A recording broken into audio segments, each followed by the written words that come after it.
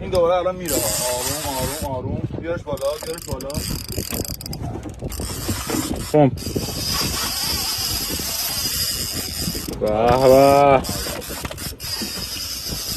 ماشاءالله ماهی. بذار بره.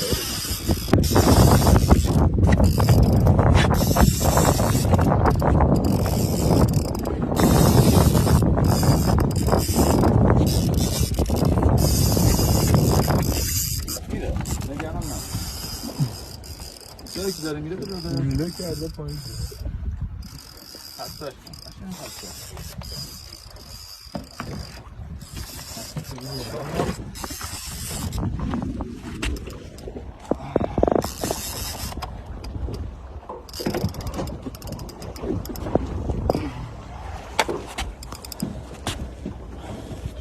جمعش کن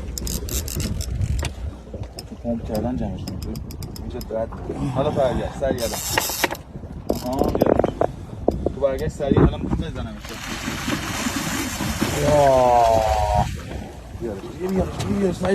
بیارش نه دیگه پمپش کن اصلا. تو فقط باید جمع کنی. برای چی میکشی عقب؟ بکشی عقب من نمیتونم منطقه بزنم.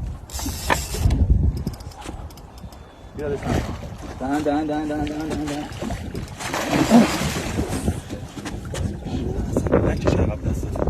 بکشی عقب اینجاست. خب تو اصلا همینجا باید چرخو به چرخ همینجا باید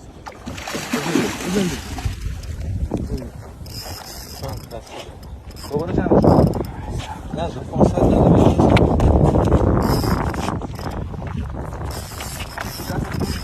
شروع همینجا نگه دار.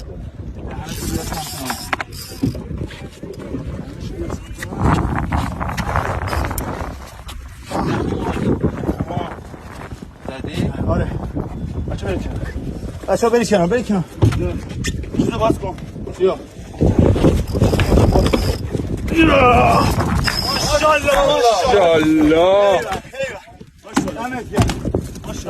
واه. بچه ها دمتون گرم. ایوه 4 سال منتظر این بودم. عالی ماشاءالله. دمت گرم. داده که دیر. و سلام.